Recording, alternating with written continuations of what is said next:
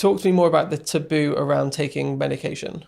Yeah, I think it's an interesting one. So for me, prior to having to take medication, I used to really enjoy social settings. I was, very much life and soul. And it was one day I was out with friends and a couple of people that I didn't know. And I had to take my tablets out at the table. I had to carry them, in this big plastic dispenser that rattled around in my bag, whatever. And I felt really embarrassed, which, and I would sort of quickly run to the toilet and take them. Or if I had to do it in public, I'd sort of apologize. And it took me a while to just think, what on earth am I apologizing for here? Why on earth am I sorry for effectively having an accessibility requirement and taking some tablets that keep me well? What am I embarrassed about? This is ridiculous. And I started to speak, I wondered, is this my issue? Is this a wide issue? And I spoke to a load of different people, and it's just a lack of representation. Mm-hmm. There are, if you look at, and for me, that really, really was accentuated at a product level. And if you look at the products available on the market, well, they're not tailored for as I say, this multifaceted community of us that take medication. So I think, lack of representation in the media, lack of open and honest conversation about medication, and lack of products available, to be honest, is a perfect storm for millions of people around the world like me to feel like we have something to be embarrassed about, mm-hmm. which is just ridiculous. So honestly, I really just wanted to do my bit to not only give people products that are durable. This is such a vitally important part of our day. We protect our mobile phones, we protect our heads with crash helmets when we're cycling. Why would you not protect your medication? But also, give them beautiful design-centric products that they feel proud to carry. And just, get people talking about it. The amount of comments, DMs, emails we've had of, oh my gosh, I take that too. Or, oh my goodness, I was carrying this in an old Vaseline tub for 3 years. And now, thank you for opening this conversation. And for me, that's ultimately what it's all about. Sales are great. Getting into retailers is great. Nice PR is fantastic. But to get a DM, I had a DM, I'm going to get upset, but I had a DM from someone's mum the other day who said to me that her daughter had seen our brand. She takes a similar medication to me, has a similar scar to me, and she'd never felt so seen. And that for me trumps everything. And that is exactly what we're trying to do. And I think giving people representation and standing up for groups that are, effectively, not so represented in terms of, the disabled community, that's what it's all about. And I think for me, the business is just the driving force of doing that. That's brilliant. I love that. And, a lot of people will be listening to this and they will be business owners or they'll be working in startups. Do you think there are things that founders can do or that people in HR can do to help increase the acceptance and representation of this kind of thing at work? I think it's a really good question. I think as founders, it's all about, I would argue that in this day and age, in order to be successful as a business owner, or in order to, if you're just starting out, you need to either be purpose-driven or sustainability. Like, you need to have a higher purpose. I think people buy people and they want to know that they're buying something that's, going to help people, obviously, within different categories and things. But I think in terms of founders, it is our job as entrepreneurs to pave the way for the future we want to build, as cringy as that sounds, but to represent those people, mm-hmm. rather than sitting back and thinking, okay, as I nearly did, I was like, oh, it's really annoying that doesn't exist. And as a founder, as an entrepreneur, I think you're making that decision to fight for representation. And I think you should use your platform to do that.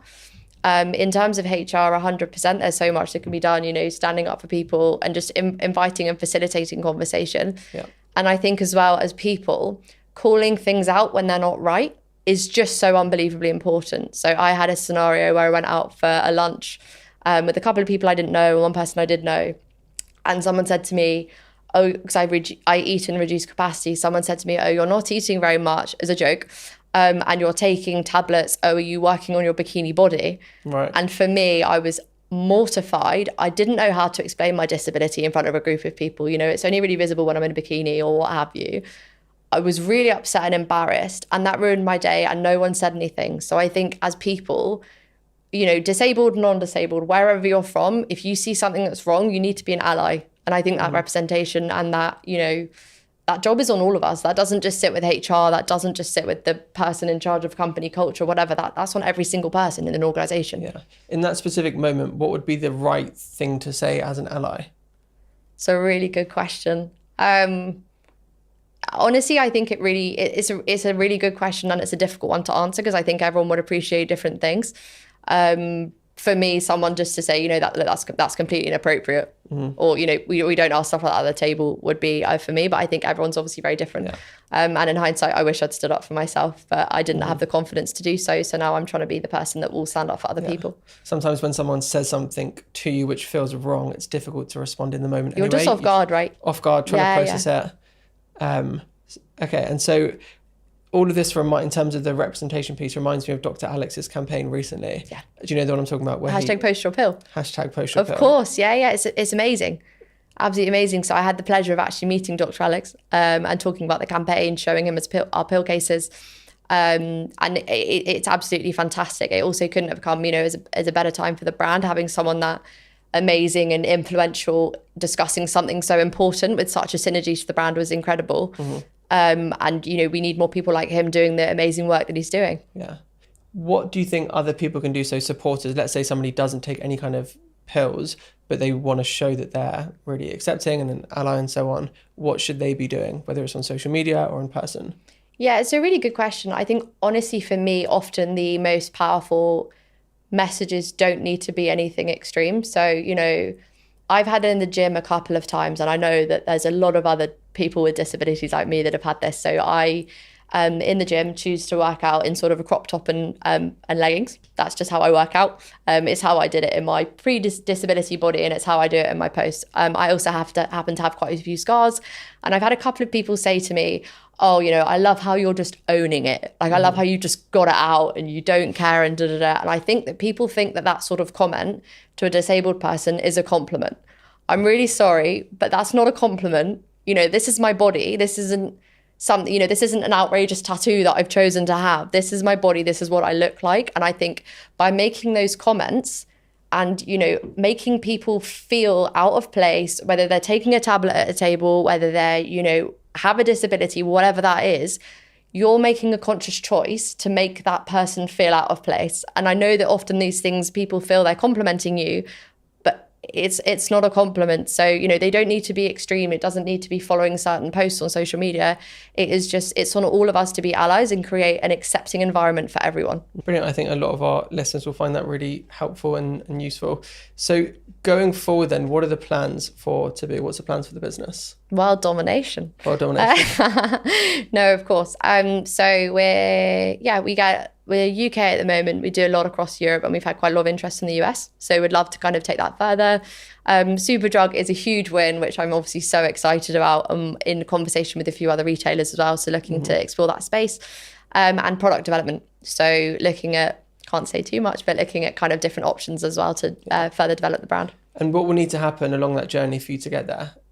Is this going to be a case of you having to leave your job? You're going to have to start building out a team, potentially raise some cash? Yeah, honestly, I have no idea what the future holds. It all depends on kind of traction and the way things go. We've been live for 5 months, so still very, very early. But I'd say never to anything at this stage. And what advice would you have to other people who want to start a business but aren't sure if the kind of niche is big enough or if the problem is big enough? It's a really good question. I'd say homework. Do your homework, do your research, speak to people that you think are your customers, and also speak to people that you think would never buy your product. Understand why. Speak to people from, different age groups, different backgrounds, etc. Not everyone is going to understand what you're doing. I've had someone pick up my product once and say, oh, that looks like a vape. I was like, okay, great. Other people think it looks great. So, not everyone's going to get what you're doing, but get a really good sample size of feedback. And if you think what you're doing is right and you've, had a bit of validation, then back yourself and go for it.